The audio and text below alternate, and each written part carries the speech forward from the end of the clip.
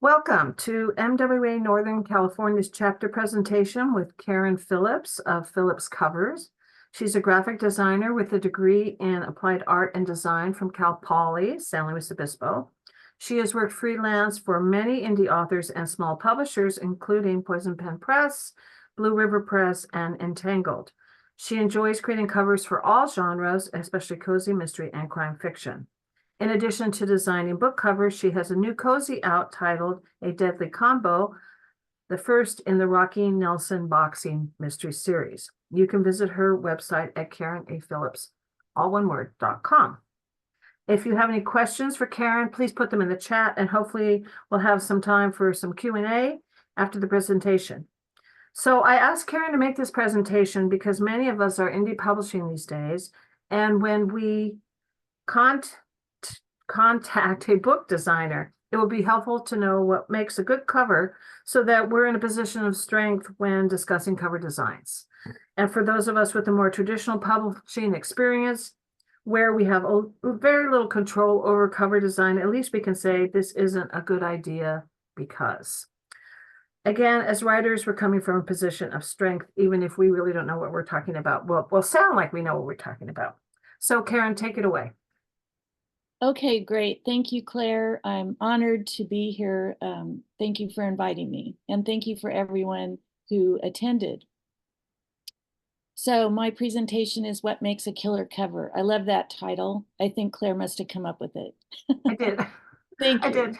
Very creative. Okay, so let's just get right into it. A little bit about me. I started doing book cover design way back when independent publishing was very, very new. And I had a friend who was an author, and she asked me to do her cover. So I got started, and then I cold called Poison Pen Press, and I asked if I could start, become one of their cover designers. And I sent them some samples of my work, and that's how I started working with them. I haven't been working with them since Sourcebooks took over, however, because Sourcebooks had their own stable of designers. I really enjoy working with independent authors because that way I get to work with them one-on-one and we become a team. A lot of traditional publishers don't allow authors to have any kind of say on their covers unless it's in the contract when you sign with them. So it allows me, when working with indie authors, to really get to know their story. If I have time to read the manuscript, that helps a lot. And I often become very good friends with these authors. So why hire a cover artist instead of doing it yourself, say? Well, I'm sure you would all agree that you will not bother with a book if the cover does not look professionally designed. I mean, I don't know anyone who would disagree with that. So what's important to discuss between the designer and the author? Well, of course, one of the important things is cost. And to be very transparent, I charge $300 to do a cover, which includes the front, the spine, and the back cover.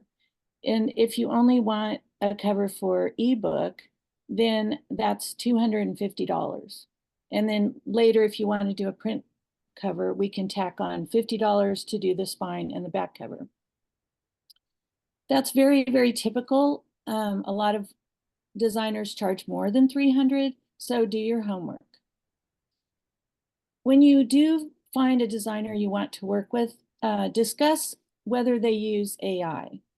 Some designers do, some designers don't. There's many levels of including AI in designing a cover.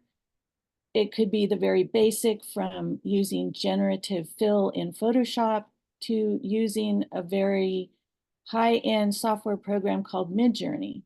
So you really want to discuss this with your designer because everybody has a very personal opinion about artificial intelligence.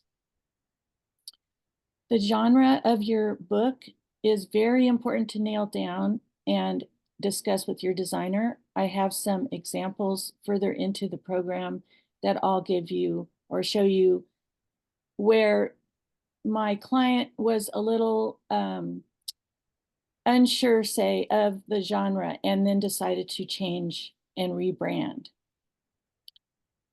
The contract, you want to know if your designer has a contract, and the important things about a contract are the timeline in which the designer will provide concepts and finished product.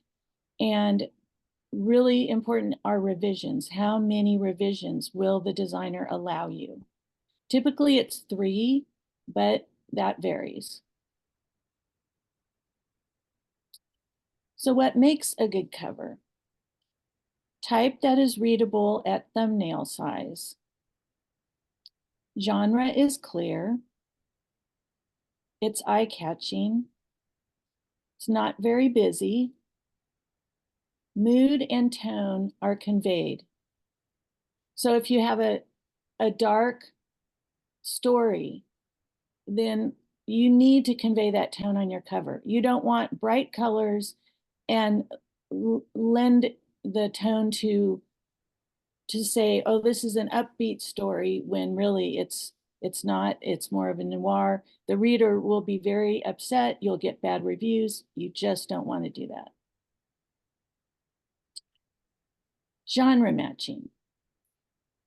I don't know how many of you know what that is, so I'll go into detail about that. It's when you go into the different genres and look at what's trending.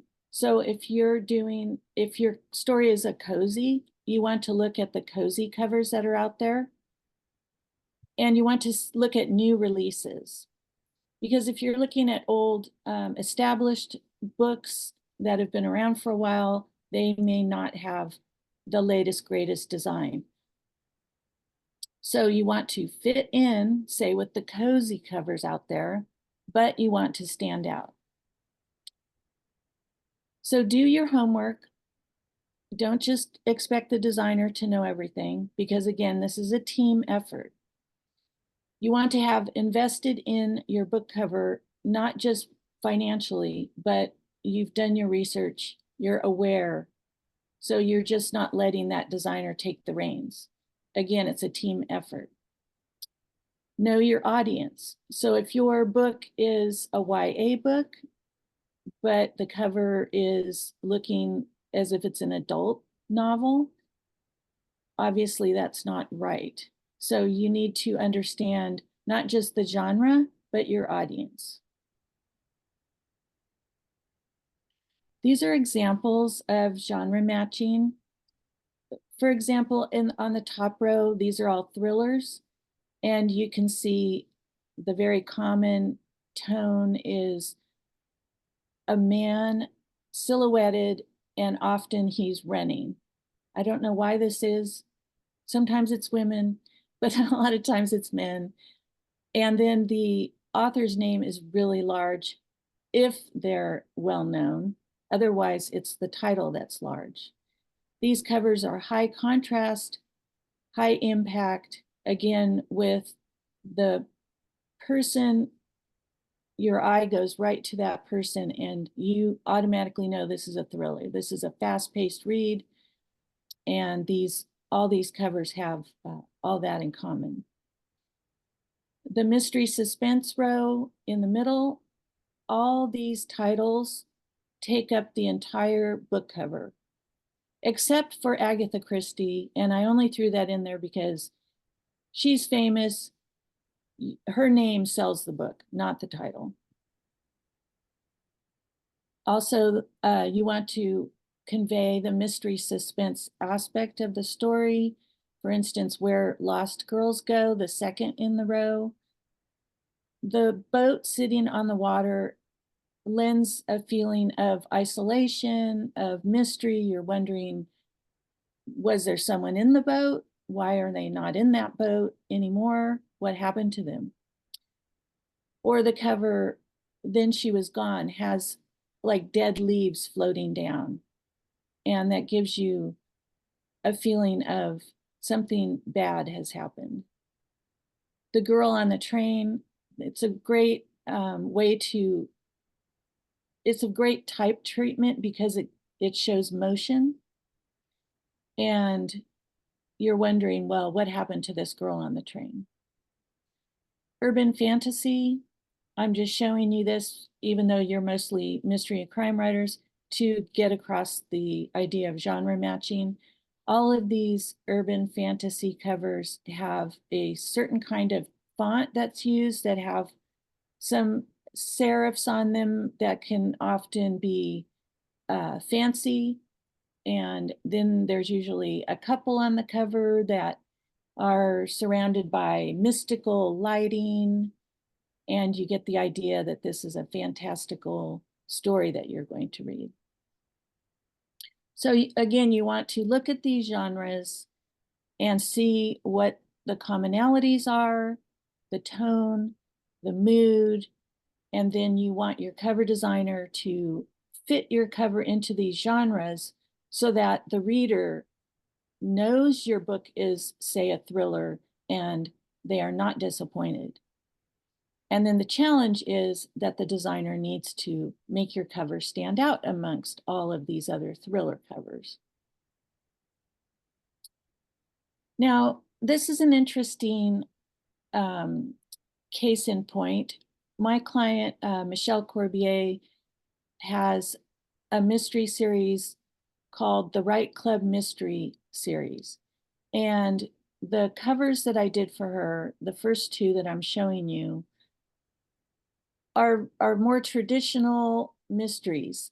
And it has a fedora at the top, which is a brand. We did a branding for her series because her main character, wears a fedora and often comments on Easy Rollins.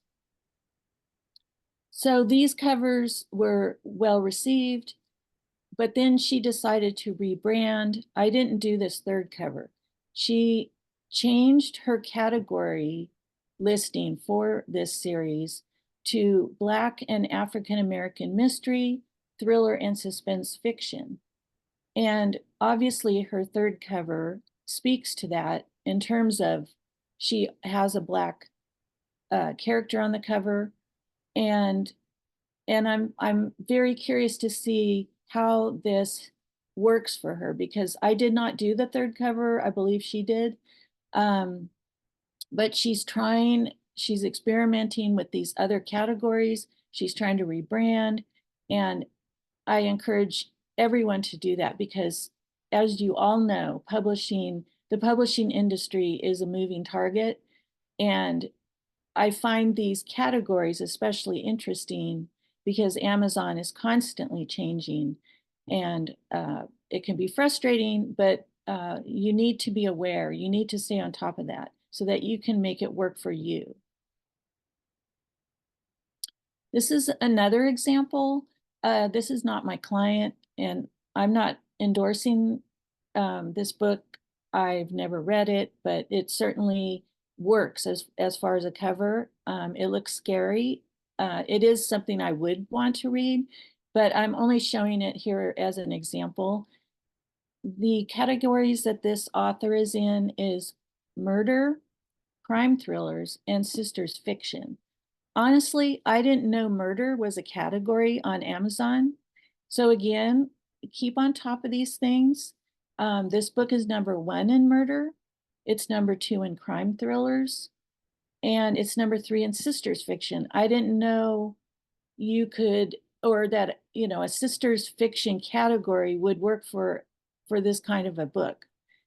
But it's obviously working for this author. So keep that in mind. These are examples of covers that I've designed. These are cozy mysteries, and as you can see, they run the gamut of using photo images to using unique illustrations.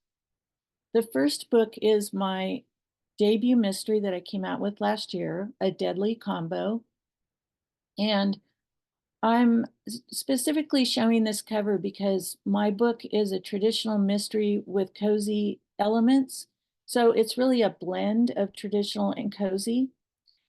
And that's why I use the type treatment I did for the title. It's on a slant. It has, it's suggesting a cozy feel. And I'm trying to capture the cozy readers as well as traditional mystery readers.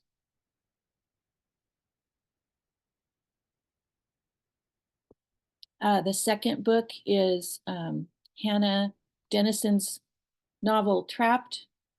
And that's a very unique illustration style that she uses and asked me to do this particular cover. So I just matched the illustration style that she already had in her series.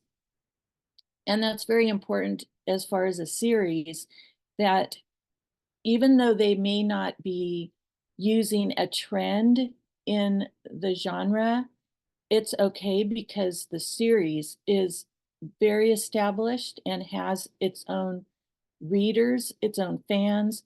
So it's not necessary to rebrand a series, but again, it's something to think about.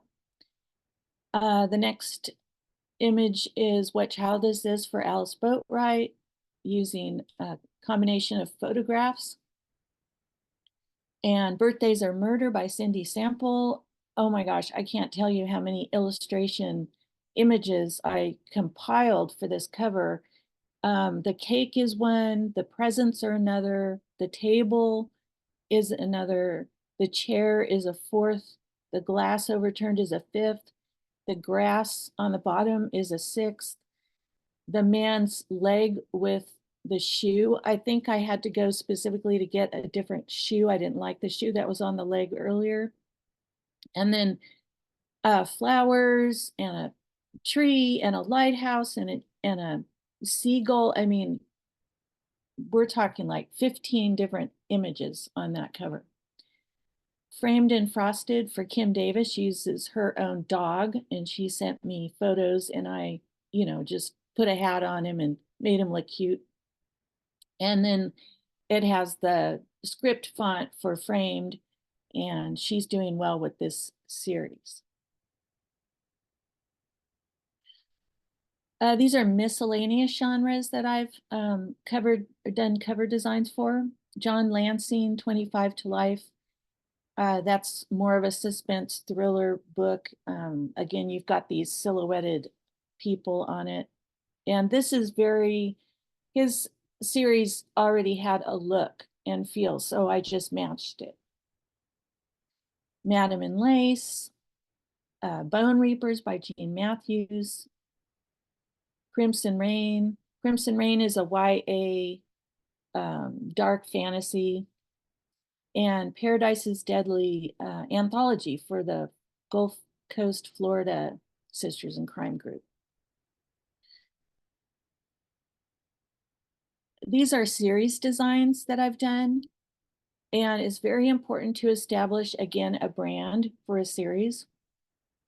So the first series by D.S. Lang, we incorporated a sort of a swoosh for the kind of a frame, and of course a specific font for the title. And then we have a an element that is a clue to the murder that is down on the bottom, kind of overlapping the swoosh and the main background image. The Taffy Cannon series, I created a logo at the top there for the series with a compass. And then down on the left is another travel type series, excuse me. And the branding incorporates kind of a passport stamp with an airplane in it. And then on the lower right, Tina Whittle, her cover series incorporates a very unique style. So this would be certainly a fit in, but stand out. So these have a very unique look. And just to be clear, before I forget, when I'm designing covers, I give up to 3 concepts. if I can nail it in the first go, great. But I always tell my clients that I will provide 3 concepts, and the client chooses which one they feel best suits the story, and then we tweak from there. And I usually use low res images because if I'm purchasing high res images from a stock image site, I wait to do that at the end when I know what images I need to buy for whichever concept is going to work best. So again, cover design for a print book is front cover, spine, and back cover. And those of you who don't know, a spine is determined by the final page count and your choice of cream or white interior paper. Because cream paper is thicker than white paper, so it makes a difference. And those two combined, the final page count and the paper choice, determine the width of the spine, and the cover designer needs that information. So a matte cover finish is the traditional choice for fiction. If you want gloss, that's certainly fine, but just know that matte is traditionally what is used for fiction. The size of the book is very important. A lot of people use 6x9, but I find 5.5 by 8.5 is easier to hold in the hands. So try that yourself. Go into a bookstore or just go to your own bookshelf. I'm sure you all have a ton of books, and pick up the different books and see what you feel is comfortable in your hands. For the front cover, a tagline is very helpful to convey the type of story that your book is about. If you don't want to use a tagline, certainly consider using a portion of a review that you've received or the whole review if it fits. For the back cover, I always suggest a brief synopsis. Of course, that's very typical, but I suggest at the top that the author provide a teaser, something that grabs the reader. It could be a one sentence or a few words. And then, of course, an author bio and photo if you don't have it inside the book. Also, your author website URL. And if you use an imprint, if you have your own, your own publishing company. Reviews or one good quote from a reader, reviewer is very, very important. So before you get your cover done, ask people to read your book and give you a review. Other books that you have, if it's a series, you can advertise on the back cover, or if you have any other books that you want to advertise, because you need to think of the cover as packaging for your book, as advertising for your book and your other books.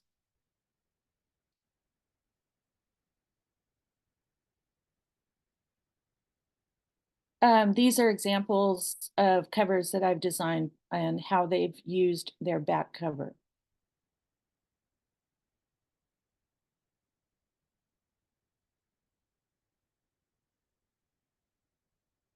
So formatting.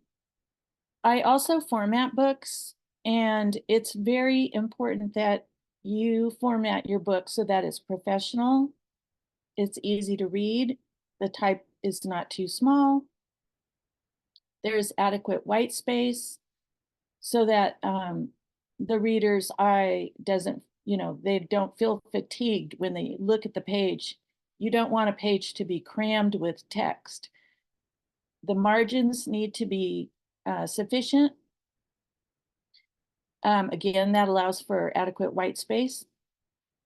And you limit the widows and orphans so that that's part of being a professional formatting, is to limit the widows and orphans, which are hyphenated words at the end of a sentence or one word at the end of a sentence. And then it gets pushed over to the next page and it just doesn't it doesn't look good. It looks amateur. Author bio at back with contact info and a request for honest reviews. And an excerpt from the next book, or if a series or other book. Again, use this as a way to promote and market yourself as an author. Well, I might have gone a little fast, but now we're at the Q&A stage, and I'd love to take questions. I have lots of questions, Karen. This is Claire. Okay, so how would you, well, first of all, I wanted to say that I was at Book Pastors Mystery Conference, like, 100 years ago. And this was when ebooks were first coming out. And the president of Simon & Schuster was there, and I said, well, does the cover matter? I mean, with ebooks, and he said, actually, it's more important now, because if you're looking at something on a screen, through Amazon or Barnes and Noble or some, bookshop, that this is the first exposure. So it has to be, you're not in the bookstore flipping through titles. So he said it's even more key. But first of all, how would you define cozy versus traditional, or how do you walk that line? I mean, I'm curious what your definition is. Honestly, that's a good question, because the lines are getting blurred. Cozy has, just the cozy genre alone, without talking about traditional, has incorporated a lot of subgenres like paranormal, historical. Right. Yeah, and so that is why with my book, A Deadly Combo, it was important to me that I try to capture the traditional readers and the cozy readers, but that's getting harder to do, because there are so many subgenres. And so, there are hardcore cozy readers out there, and they want their recipes, they want their small town setting. Yeah, they don't want any foul language. So it's becoming more common that there are these blends. Does that answer your question? Yeah, I just because I was the Eggers Chair for the best paperback original this year, and I could tell exactly what many of these books were about just from the cover. I could tell a cozy, I mean, almost without opening my eyes. I mean, it was that defined. And that I knew that there would not be any swearing. We are in a small town. Parents seem to be missing, but there's always an aunt. So often have ponytails. Ponytails seem to be a big thing. And but I really did know what I was reading without even opening the book. That this was the bright pastels, that kind of thing seemed to be de rigueur. And so I found that I mean, it almost seems to me as if, I mean, you don't want to alienate other readers, but you also want to cater to the readers to give them what they want. I imagine it's a very difficult line to walk. Well, it is, and that's why a lot of people are trying to rebrand. Traditional publishers have recovered books forever. Right. So they're playing the same game. You're constantly trying to find those readers that haven't read the book yet. Right. And you talked a lot about branding. Now, you obviously work with authors about logos. I don't really think much about branding, and I know I should. I mean, what is your advice to authors who are trying to come up with a concept? How do I brand myself? I mean, if this is beyond book covering, this is the whole enchilada. So that's easy for some authors and hard for others, because if you write a specific genre, say you write rom-coms or anything to do with romance, that's a lot easier to do than someone who writes thrillers. Then they have another series of cozies, and they kind of, maybe there's some YA. If you're a writer who jumps genres, then it's hard to brand yourself. unless you use a pen name, Right. then yeah, you can brand each author's name depending on what genre they write to. And do you recommend or do you work with authors on the Amazon keywords? This seems to be also key. I can talk to them about it certainly, but I'm not an expert, and that Right. is that's a moving target also. Right. So Yeah. yeah, it's do your research. There's classes like, there's a lot of gurus out there that people listen to. Right. Just, yeah, make sure you're educated and listening to those people. It seems to me there's more money being made about writing than there is in writing these days, but maybe that's just I me. know, right? And Yeah. it is funny because after a while you just have to, are you just doing it for the fun of it because you love it, because of the people? Because Yeah. if you're not really making money, you have to be doing it because you're passionate. Right. Yeah. And I think a lot of us are passionate. Um, how long does it take to do a book cover? Does it vary It depending, say, the average customer? I would say if they do not have the time for me to read their manuscript, or I may not have time to read it, Mm, a good synopsis and a good discussion with the client about the story is enough for me to get started. And I often ask them to show me a few covers, at least, 1 to 3 of other books in the genre that they like, mhm. that they feel might match their story, and then I can get started. And it depends on how busy I am. When you're finding a designer to work with, you want to ask when they can fit you in. Some people are Right. booked out for months. Mm, But I can create a cover, say 2 weeks, mm. within a 2-week time frame. Okay. And is the formatting additional? I assume it's additional charge. Yes, Okay. yes.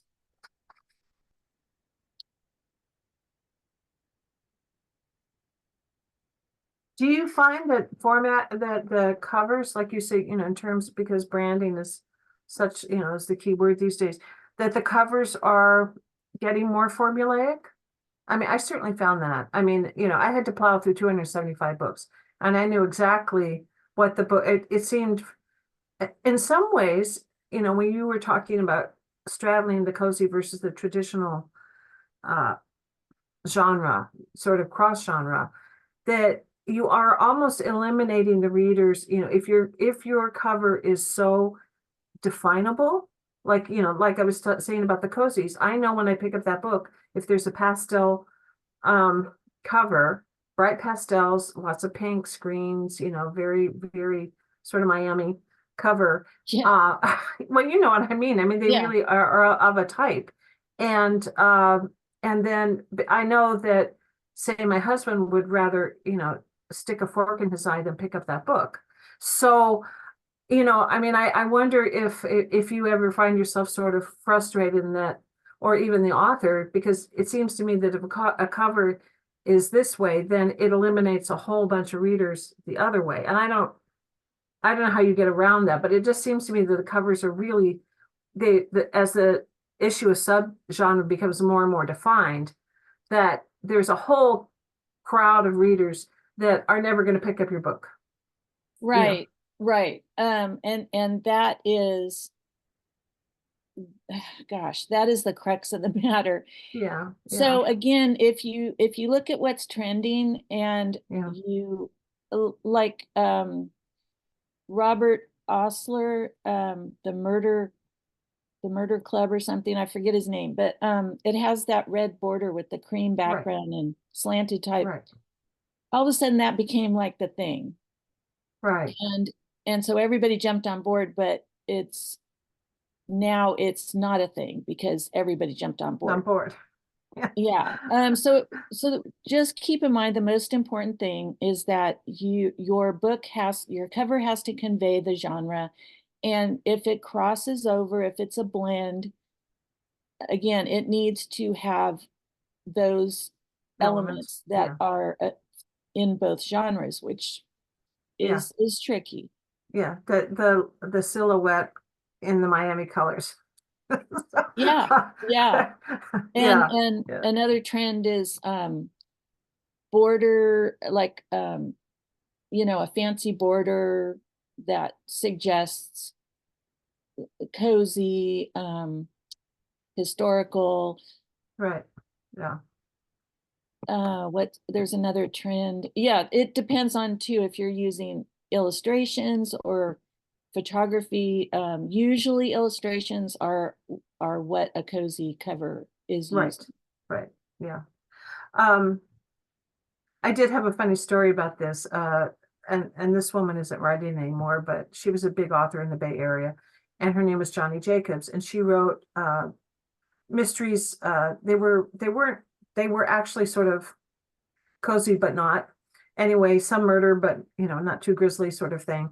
And she got a cover back from her editor, and I think she wrote for Kensington, and there was a dog on the cover. And she said, "Well, I like the cover, but I don't have a dog in my book. I mean, this must be a mistake."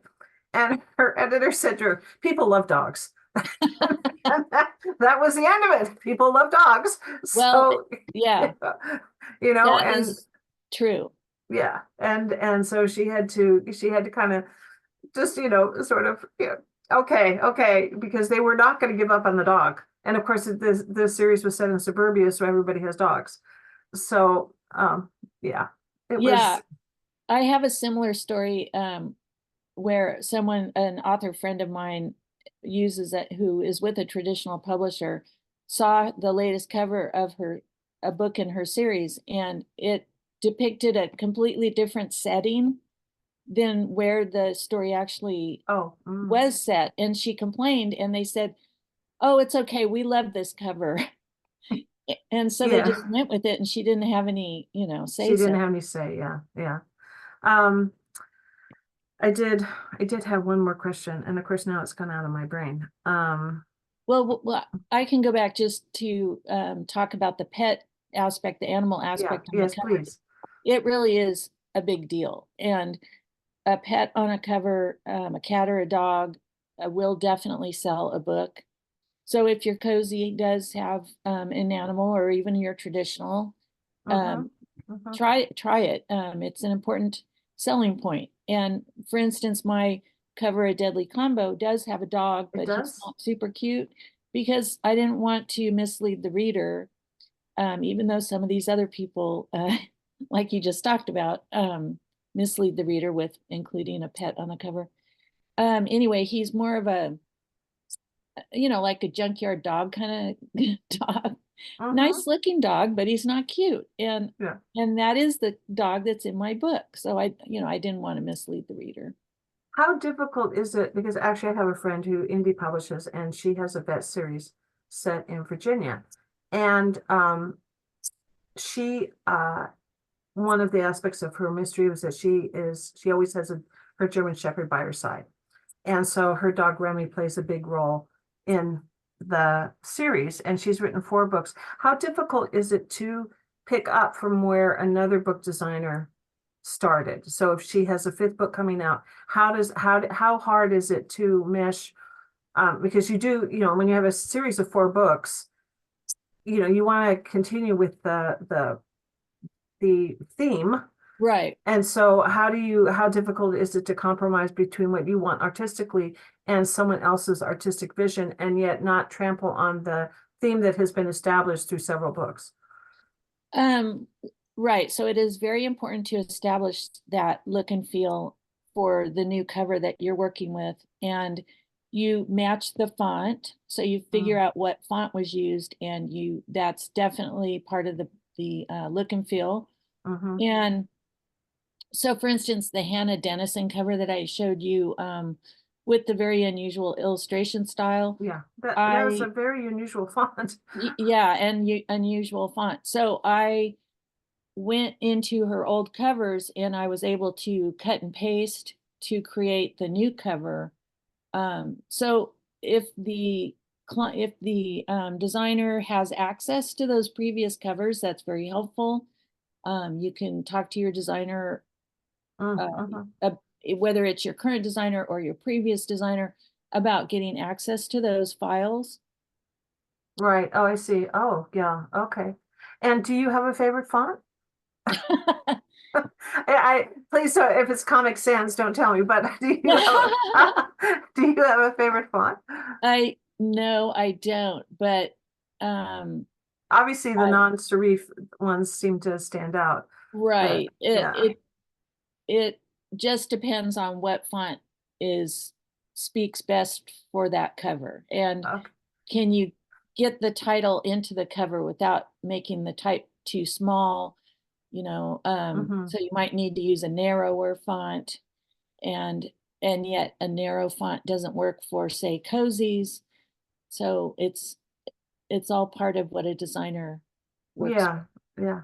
Well, I want to ask if, since I've been monopolizing this for the last 15 minutes, does anybody else who's attending want to ask Karen any questions? You can turn on your mic and speak.